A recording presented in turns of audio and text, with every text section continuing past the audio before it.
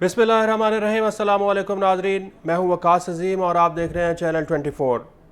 नाजरीन, खलीजी ममालिक ने पाकिस्तान में अरबों डॉलर्स की सरमायाकारी करने का फ़ैसला किया है। सऊदी अरब, यूएई और कतर इनमें सर फहरिस्त हैं।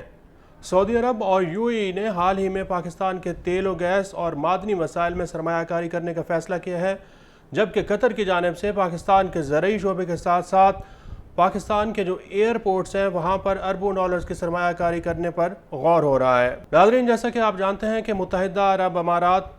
सऊदी अरब और कतर के साथ पाकिस्तान के तारीख़ी, मुआशी, इक़्तिसादी ताल्लुकात हैं। पाकिस्तानियों की एक कसीर तादाद सऊदी अरब और यूएई में रहती है,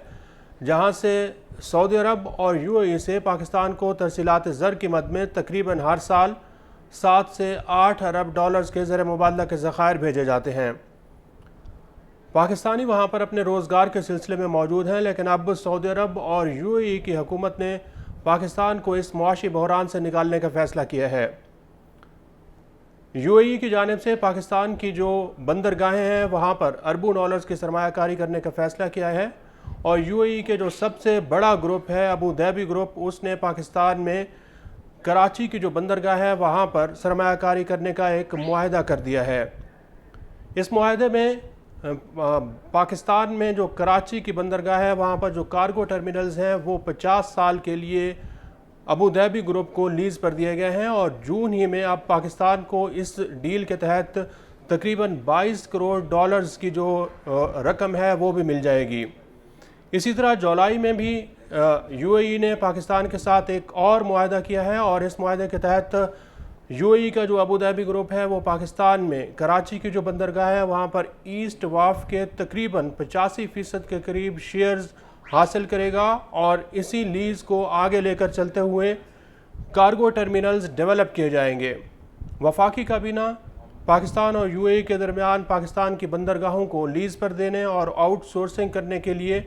ये मुआहदा कर चुकी है, और इसकी बाकायदा तौर पर मंजूरी भी दी जा चुकी है। नाज़रीन, यूएई के साथ साथ सऊदी अरब जो है वो पाकिस्तान में बहुत बड़ी सरमायाकारी करने जा रहा है, और सऊदी अरब का जो सबसे बड़ा ग्रुप है और दुनिया में इसकी पहचान है, सऊदी अरामको कंपनी, वो पाकिस्तान में 12 अरब डॉलर्स की एक ऑयल रिफाइनरी लगाने जा रही है। हाल ही में सऊदी अरब और पाकिस्तान के दरमियान इस मुआहदे पर दस्तखत किए गए हैं, और इस मुआहदे के तहत सऊदी अरब की जो सऊदी अरामको कंपनी है वो शुरू में 30% सरमायाकारी करेगी, और 70% के करीब जो सरमायाकारी है वो पाकिस्तान की 4 बड़ी कंपनियां करेंगी। ये 12 अरब डॉलर्स का प्रोजेक्ट होगा जो कि बलूचिस्तान के ज़िला गवादर में लगाया जाएगा, और ये पाकिस्तान इस तरह की रिफाइनरी लगाने की कोशिश कर रहा है जिसमें ख़ास तौर पर रूस से जो तेल दरामद किया जाएगा वहाँ पर गवादर में जो ऑयल रिफाइनरी लगेगी वहाँ पर इसको रिफ़ाइन किया जाएगा, और फिर ये जो ऑयल रिफाइनरी है पाकिस्तान की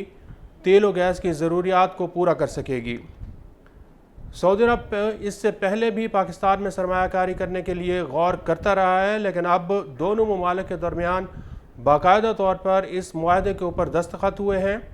और जो मुआशी माहिरीन हैं, इक़्तिसादी माहिरीन हैं, अब ये तवक्को कर रहे हैं कि इस मुआहदे के ऊपर अमल दरामद जल्द शुरू कर दिया जाएगा।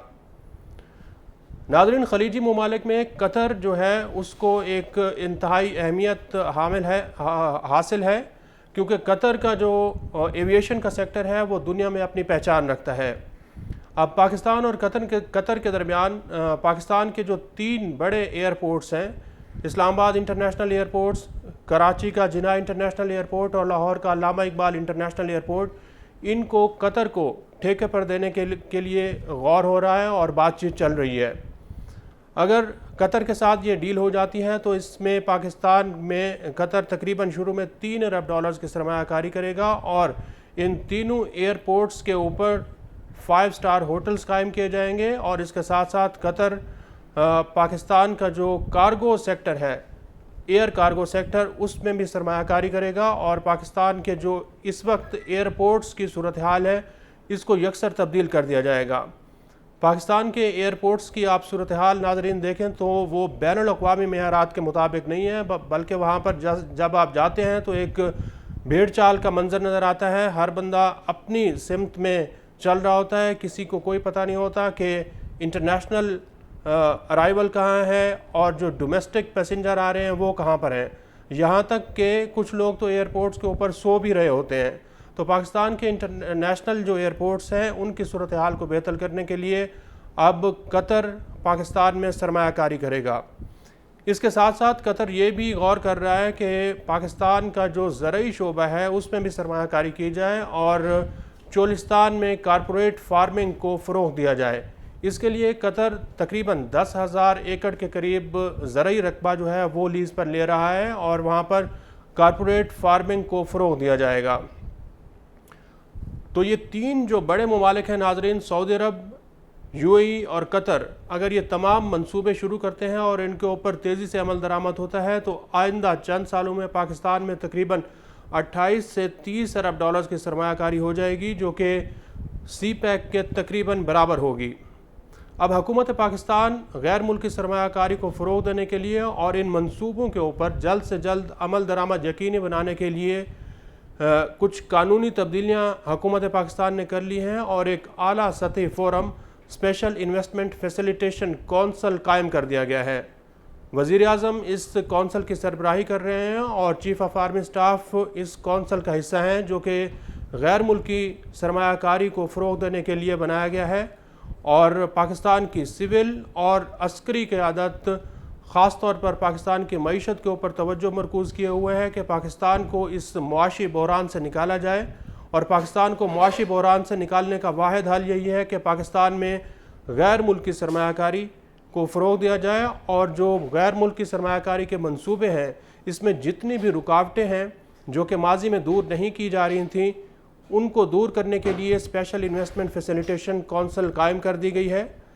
بیوروکریسی کے جو ہرڈلز ہوتے ہیں، بیوروکریسی کی جو رکاوٹیں ہوتی ہیں ان کو دور کرنے کے لیے یہ فیصلہ کیا گیا ہے۔ اسی طرح کا ایک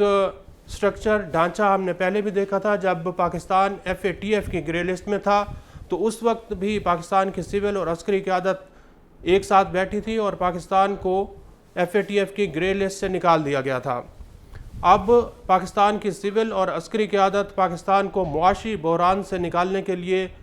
اکٹھے بیٹھی ہیں، سر جوڑ کر بیٹھ گئی ہیں، اور یہ توقع کی جا رہی ہے کہ اگلے جو سال سے 6 مہینے ہوں گے اس میں پاکستان میں غیر ملکی سرمایہ کاری بھی بڑھے گی اور پاکستان کی جو معاشی صورتحال ہے اس کو بہتر کیا جا سکے گا۔